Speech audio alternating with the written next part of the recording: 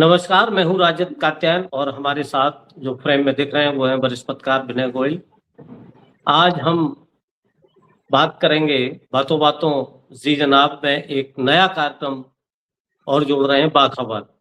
तो आज बाखबर में बात करते हैं बातों बातों में कि बाखबर हो जाइए।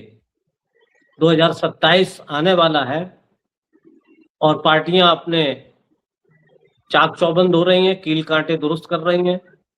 ऐसी स्थिति में देश की जो सबसे बड़ी पार्टी कही जाती है, भारतीय जनता पार्टी अपने आप को मानती है और आज उसका कई स्टेट में लेके केंद्र में सत्ता है, वो उसकी हालत कुछ बहुत अच्छी लग नहीं रही है। पिछले कई अरसों से वो चुनाव तो जरूर जीत रहे हैं, लेकिन आम जनमानस में उनकी छवि को लेके अफवाहें और एक वर्ग में नाराजगी भी है, चाहे वो विश्व राजनीति को लेके हो या फिर बेरोजगारी को लेके हो या फिर महंगाई को लेके हो या उत्तर प्रदेश में अभी जो सबसे नया मामला आया है वो है राम मंदिर में दान चोरी का मामला, जिसपे सरकार की बड़ी थू-थू हुई है।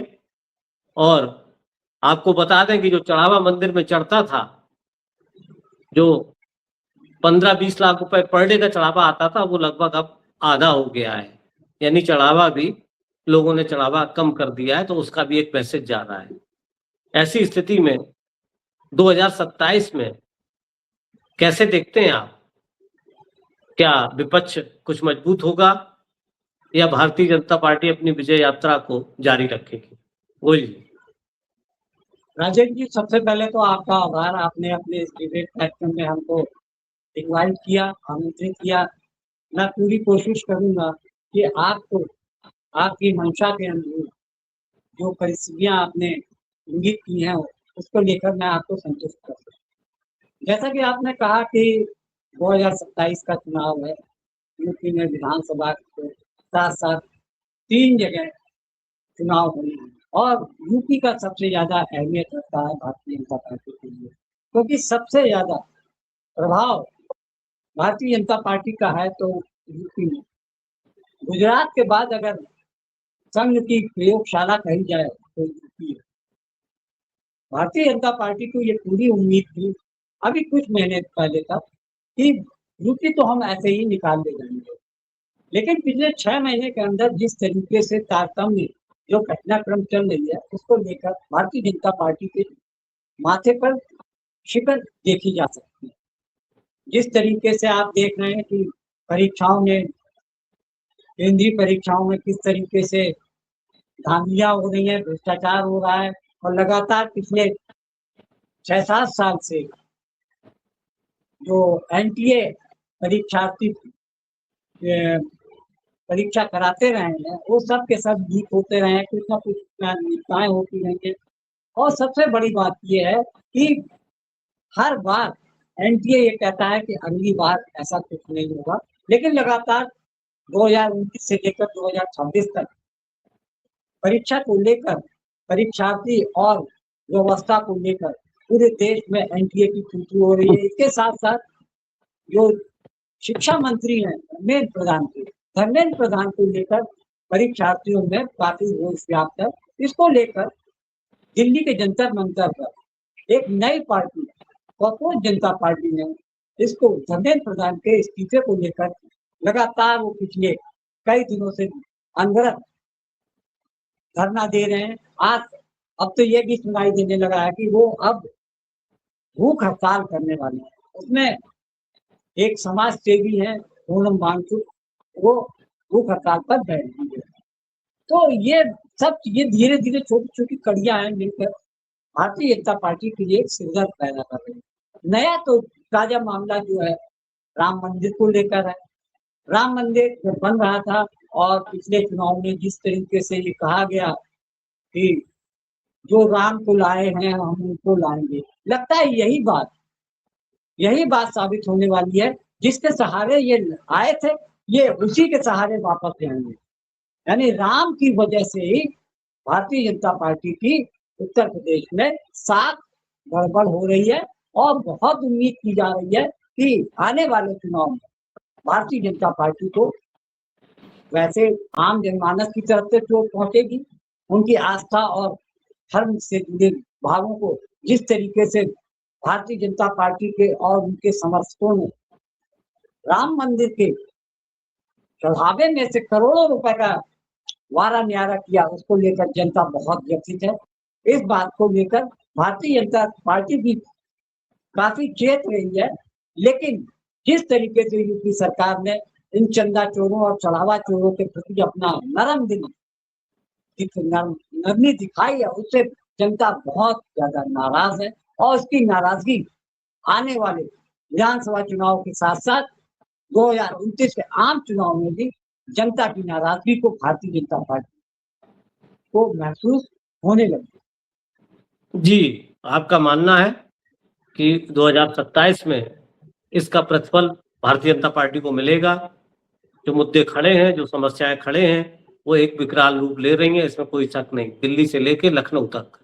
और आपने जो एक बड़ी बात कही कि जो राम को लाए हैं, अब वही राम अब इनको ले भी जाएंगे, क्योंकि राम ने भी अब तय कर लिया है, नहीं तो ये चोरी पकड़ी नहीं जाती। अब इसके मामले खुल रहे हैं और सबसे बड़ी बात यह है कि जो जांच कर रही है पुलिस, उसमें जो तथ्य आ रहे हैं, उस पर सवाल ये खड़ा है कि सीसीटीवी फुटेज में आ रहे हैं कि ये 60 दिन में 40 दिन में 70 बार चोरी की गई। ये तो 40 दिन की बात है, इससे पहले कितना हो रहा होगा। तो सवाल ये खड़ा हो गया कि इतना होने के बाद भी आखिर जो महा मैनेजमेंट था वो कर क्या रहा था? बिल्कुल राम भरोसे छोड़ दिया था, नंबर 1। यह नंबर राम भरोसे नहीं छोड़ा था तो ये हजारों करोड़ का मामला है, जैसा कि लोग कह रहे हैं, तो इसमें और भी बड़ी मछलियां हैं जिनको छोड़ा जा रहा है। तो इसको भी जनता देख रही है कि आखिर 8 लोगों को जो छोटे कर्मचारी हैं, क्या वो अपने दम पे इतना कर ले रहे थे? सैकड़ों करोड़ का चंदा, क्या इसमें बड़ी मछलियां नहीं थी? सवाल यही विपक्ष भी खड़ा कर रहा है। वहां के जो स्थानीय विधायक और जो पूर्व मंत्री समाजवादी पार्टी के रहे पवन पांडे, उन्होंने कल ही प्रेस कॉन्फ्रेंस करके इस बात को उठाया है कि ये बड़ी मछलियों को छोड़ा जा रहा है और जांच से साफ दिख रहा है। पहली बात तो कि एसआईटी बिना एफआईआर किए हुए गठित की गई, उसने अपनी जांच दी, जांच में ये आया कि 8 लोगों के खिलाफ एफआईआर किया जाए। विपक्ष के नेता अखिलेश यादव पहले सवाल खड़ा कर चुके कि एसआईटी गठित करके चिन्हित किया जा रहा है कि कार्रवाई किस दिशा में ले जानी है। दूसरी बात, एक अंदेशा ये भी होता है कि जब एफआईआर हुई नहीं थी, चंपत राय जो जनरल सेक्रेटरी हैं, वो कह रहे थे सब कुछ सामान चल रहा है, लेकिन उससे पहले पुलिस लाखों रुपए बरामद कर चुकी थी, वो बिना एफआईआर के। वो किसके कहने से हो रहा था? कहीं गोबर से पैसे वसूल किए गए, कहीं किसी के घर से लाखों रुपए वसूल किए गए। तो ये पुलिस जो कार्रवाई कर रही थी, ये बिना एफआईआर के कर रही थी, ये कैसे हो रहा था? एक दूसरा प्रश्न खड़ा हो गया है। तो ये जो लीप अप होती है, ये बिल्कुल अब पैबंद खुल गया है। वो इधर से सिलते हैं तो इधर खुल रहा है, इधर से सिलते हैं तो उधर खुल रहा है। कुल मिला के वो मामला संभल नहीं रहा है और जितना आप छुपाएंगे उतना ही ये खुलेगा, ऐसा लग रहा है।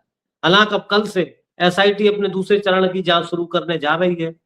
अब देखते हैं क्या वो एसआईटी मंगलवार को जो दूसरे चरण में जाएगी।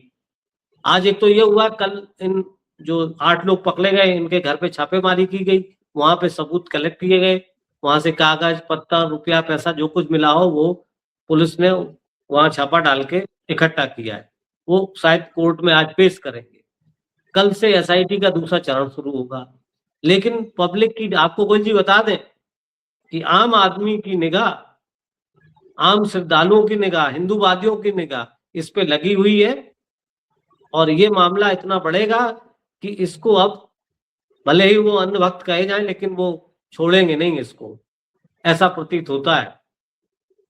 राजीव जी, एक बात मैं कहना चाहता था कि आपने शुरू देखा किस तरीके से मामले को डाइवर्ट करने के चले हुए। ये प्रचार किया जा रहा है कि सबसे ज्यादा सब कुछ तो टिन्नू यादव ने किया जी। केवल 2 या मनीष यादव और टिन्नू यादव दोनों आपस में रिश्तेदार हैं। सबसे ज्यादा प्रचारित ये किया गया है कि टिन्नू यादव इस चोरी और इस डकैती के मुख्य सरगना टिन्नू यादव। अब ये सोचिए, ये भी अफवाह उड़ाई गई कि टिन्नू यादव नहीं, अखिलेश यादव को यहाँ के बारे में बताया, क्योंकि सबसे पहले जो ट्वीट किया गया वो अखिलेश यादव ने किया। मतलब ये कि चंपत राय, अनिल मिश्रा, मिश्रा और गोपाल राव गोपाल को राव। साइड करते हुए उनको टिन्नू यादव को मेन विलेन के रूप में पेश किया जा रहा है। तो ये भारतीय जनता पार्टी की खासियत कह दीजिए कि आप उनसे कोई सवाल करें तो वो उल्टा जात कर आपके सवाल खड़ा करते हैं। तो ये खासियत है भारतीय जनता पार्टी, सवाल के जवाब में सवाल। अब कुछ मंत्री तो ये कह रहे हैं कि जो बाबरी मस्जिद में जब बनाने के लिए चंदा हुआ तो उसका हिसाब कितना मांगा। अरे भाई, वो बाबरी मस्जिद मोहम्मदन कम्युनिटी तुमने तो राम के नाम पे लूट की है। तुमने तो आस्था आम आदमी की, हिंदू समाज की, जिसको कहते हो सनातनी धर्म में व्यक्ति की भावनाओं को, आस्था को और उनके विश्वास को चोट पहुंचाए। करोड़ों रुपए का आपने गबन कर दिया, डकैती डाल दी और आप उस चीज को इतने हल्के में लेकर एक फोर्थ क्लास एम्प्लॉइज को टारगेट कर रहे हैं कि वो मोबाइल, वो जिस तरीके से पूरे मंदिर परिसर में उसका कब्जा था। कुल मिला के ये तैयारी की जा रही है कि जो टॉप मैनेजमेंट था उसका कोई दोष नहीं है, सारा दोष टिन्नू यादव का। यानी 8 जो कर्मचारी जेल गए हैं उनमें 7 ब्राह्मण है और वो सभी वो या तो अनिल मिश्रा के रिश्तेदार हैं या फिर नृपेंद्र मिश्रा के।